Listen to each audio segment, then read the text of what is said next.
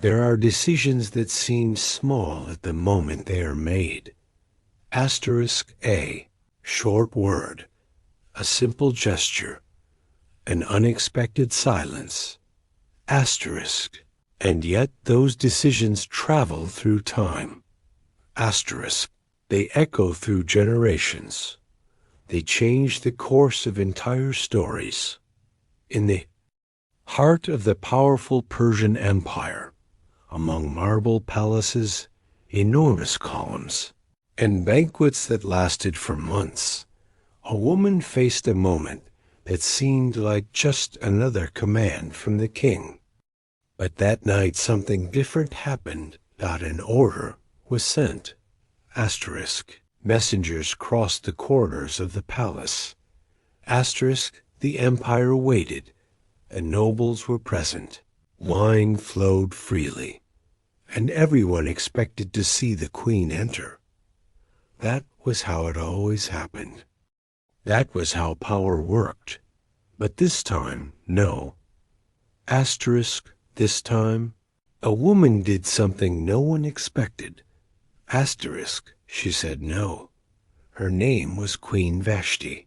And although her story occupies only a few verses at the beginning of the book of Esther, her decision triggered a chain of events that would change the destiny of an entire people.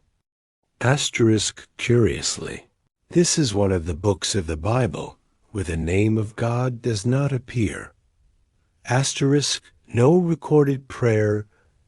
No described supernatural intervention. No visible miracle. And yet divine providence is in every detail. Because while kings make decisions, driven by pride, while counselors create decrees, trying to control the future, God continues writing the story. Silently, behind the scenes. And everything begins with a simple question. A question that crosses the centuries and reaches us today. Asterisk. What happens when someone decides to preserve their dignity, even if it costs everything? Asterisk. This is the forgotten story of a queen. A story of honor, of power, of silence, and of a decision that opened the way for something no one in that palace could imagine. Asterisk. Because that night a woman said no, and that no still echoes today. To understand the story of a decision that would change the destiny of an empire, we must first enter the world where that decision happened. A world of absolute power. A world where kings were not merely rulers. Asterisk. They were considered almost invincible. We are in the 5th century before Christ, and at the center of this story is a man known in the Bible as King Ahasuerus. His name echoed across distant lands. He was the sovereign of one of the greatest empires the world had ever seen, the Persian Empire, a dominion that stretched across 127 provinces from India to Ethiopia. Different peoples, different languages, different cultures, all under the authority of a single throne. And that throne was located in a strategic city called Susa. Susa was not just a city. It was the administrative heart of the empire. Asterisk. There operated the centers of decision, the official records, the decrees that crossed continents. When an order left Susa, it could alter the destiny of millions of people. It was there that King Ahasuerus ruled, and it is there that the story begins. But curiously, the book of Esther begins in a way that may seem unexpected. Asterisk. It does not begin with war. It does not begin with prophets. It does not begin with miracles. Asterisk. It begins with a banquet. A gigantic banquet. The Bible says that in the 3rd year of his reign, King Ahasuerus gathered leaders, officials, and governors from all across the empire. Princes of Persia, nobles of Media.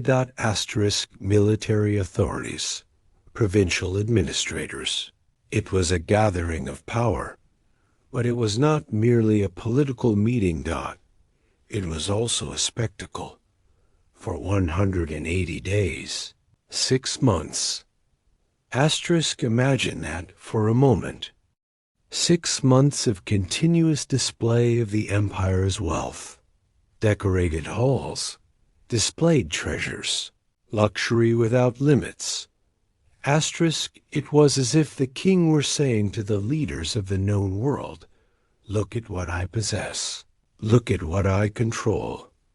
Look at who rules all this." In that time, power was not communicated only through decrees. It was performed, displayed, celebrated, magnified. Every detail of the palace reinforced a silent message. The empire is great. The king is powerful, and no one can challenge this throne.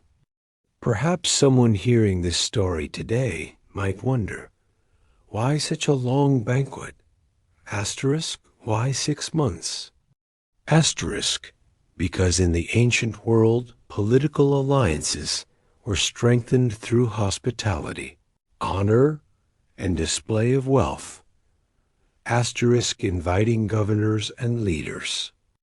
To remain in the palace for so long meant something very specific. Loyalty, proximity. Submission to the king.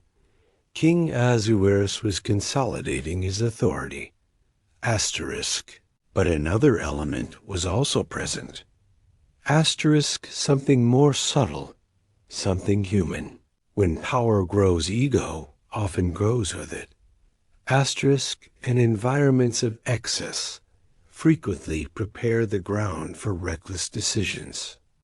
A banquet of 180 days was at the same time a demonstration of greatness and the silent beginning of a tension that no one there yet perceived. While leaders celebrated, while wine was served, while the palace shone, God remained silent. And this is one of the most intriguing aspects of the book of Esther. The name of God does not explicitly appear in the text. Not once. No recorded prayer. No described miracle. No prophetic voice. And yet every detail of the story seems to move toward something greater. As if ordinary events were being guided by an invisible providence. As if human decisions were opening the path for a much larger plan. But at that moment, no one was thinking about that. For the guests in the palace, it was simply a great celebration. A powerful king, a stable empire, prestigious court. Everything seemed solid. Secure. Unshakable. But biblical stories often remind us of something important. Sometimes the moment when everything appears strongest. Is exactly the moment when the structure begins to reveal its fragility. Excess often prepares the stage for error, and that monumental banquet was about to evolve into something even greater. Something more intense, something more dangerous. Because after 180 days of political celebration, the king decided to hold one more feast. A different feast, shorter in duration, but far more revealing. And it is precisely here that the story begins to change. Before even bringing him before the kings, the messenger tried to persuade him, perhaps even advise him, Asterisk, he said something that reveals a great deal about the spiritual atmosphere of that time. Asterisk, look, all the prophets are announcing victory to the king. Asterisk, please let your word agree with theirs. Asterisk, in other words, he was saying, do not complicate things. Do not be different. Asterisk, just say what the king wants to hear. Maybe he thought he was helping. Maybe he was trying to prevent trouble. Asterisk, but Micaiah's response was firm, simple, and deeply powerful. He said, as surely as the Lord lives, I will speak only what the Lord tells me. Asterisk, not what the king wanted to hear. Asterisk, not what the crowd was saying, not what was convenient, only what God would speak. Asterisk, that was the difference between a true prophet and one who simply pleased those in power. Asterisk A. Short time later, Micaiah was brought before the kings. Asterisk, silence fell over the Jew place. Asterisk, everyone wanted to hear what he would say. Asterisk, Ahab looked at him and asked directly, Asterisk, shall we go to war against Ramoth Gilead, or shall we refrain? And then something unexpected happened. Micaiah answered, Asterisk, go and triumph, for the Lord will give the city into the king's hands. Asterisk, for a moment it sounded as if he had agreed with the other prophets. Asterisk, but there was something in his tone. Something in the way he spoke. Something that made the king realize immediately. Asterisk, Ahab looked at him and said, Asterisk, how many times must I make you swear to tell me nothing but the truth in the name of the Lord? It was as if the king were saying, stop the irony. I know that is not what God said. Asterisk, and then finally, Micaiah revealed the vision he had received. Asterisk, and what he said changed the entire direction of that meeting. Asterisk, silence spread across the square before the gate of Samaria. Asterisk, all eyes were now fixed on Micaiah.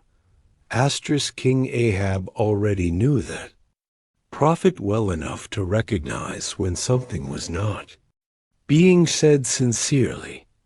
Asterisk, the earlier answer sounded like agreement with the other prophets. Asterisk, but the king knew that was not the whole truth. Asterisk, so Ahab pressed him again. Asterisk, how many times must I make you swear to tell me only the truth in the name of the Lord? And this time Micaiah did not hold back. He lifted his eyes and began to describe the vision he had received. Asterisk, he said, Asterisk, I saw all Israel scattered on the mountains, like sheep that have no shepherd. Asterisk, it was a simple image, but full of meaning. Asterisk, in the ancient world, an army without its leader was like a flock without a shepherd, confused, directionless, vulnerable. The message was clear. Asterisk, if Israel would be scattered, it meant the king would no longer be alive to lead them. Asterisk, then Micaiah continued, and the Lord said, these people have no master. Let each one return home in peace. Ahab's reaction was immediate. He turned to Jehoshaphat and said with irritation, Asterisk, did I not tell you that he never prophesies anything good about me, but always bad? But Micaiah was not finished. Prophet took a breath and continued. Asterisk here. The word of the Lord. Asterisk then. He describes something extraordinary. Asterisk I saw the Lord sitting on his throne, a majestic scene, the heavenly throne. Asterisk, the absolute authority of God. Asterisk, and surrounding him was the host of vast heaven, on his right, on his left. Asterisk, spiritual beings standing before the presence of the Lord. Asterisk, it was a vision of the heavenly council. Asterisk, then Micaiah said that the Lord asked. Asterisk, who will entice Ahab to attack Ramoth-Gilead and die there? The question echoed through the heavenly assembly. Some offered suggestions. Asterisk, others presented ideas, until a spirit stepped forward before the Lord. He said, I will entice him. God asked, asterisk, in what way? Asterisk, and the spirit replied, I will go out and be a lying spirit in the mouths of all his prophets. And the Lord said, asterisk, you will entice him, and you will succeed. Go and do it. Asterisk, when he finished describing the vision, Micaiah looked directly at the king and declared clearly, asterisk, now, the Lord has put a lying spirit in the mouths of all these prophets of yours. Asterisk, but the Lord has decreed disaster against you. Asterisk, those words struck like thunder in the middle of the assembly.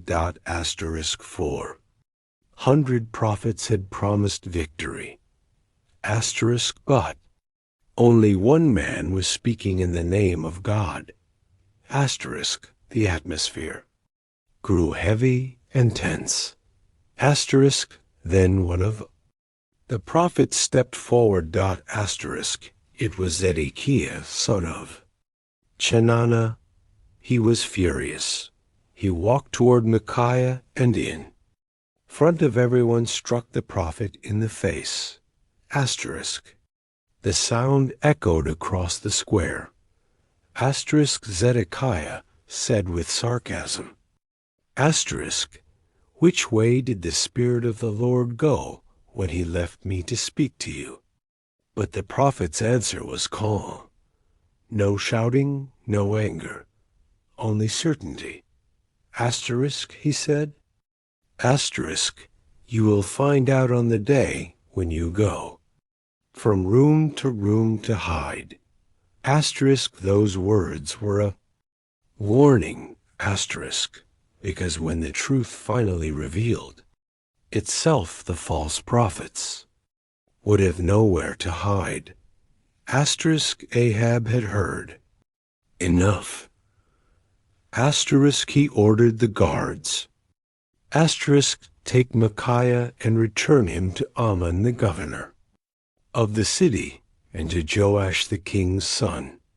Asterisk, then he gave a harsh command, put this man in prison and feed him nothing but bread and water until I return safely. Asterisk, but before he was taken away, Micaiah spoke one final declaration. Asterisk, if you ever return safely, the Lord has not spoken through me. And then he added, hear this, all you people. The truth had been spoken. Now history would reveal who truly spoke in the name of God. After Micaiah was taken to prison, the decision had already been made. Asterisk, king. Ahab completely ignored the warning. Asterisk, when the time for war arrived, he made a curious decision. Asterisk, before marching To battle at Ramoth Gilead, Ahab said to Jehoshaphat, I will enter the battle in disguise. This was unusual for a king. Asterisk. Kings normally went to war wearing their royal garments. Asterisk. But Ahab chose to hide his identity. Asterisk. At the same time he said to Jehoshaphat, You can wear your royal robes. And so the two kings went into battle. Across the field stood the Syrian army. Their king had given a very specific order to the commanders of the chariots. Asterisk. Do not fight with anyone small or great, but only with the king of Israel. Asterisk. There was only one target in that battle, Ahab.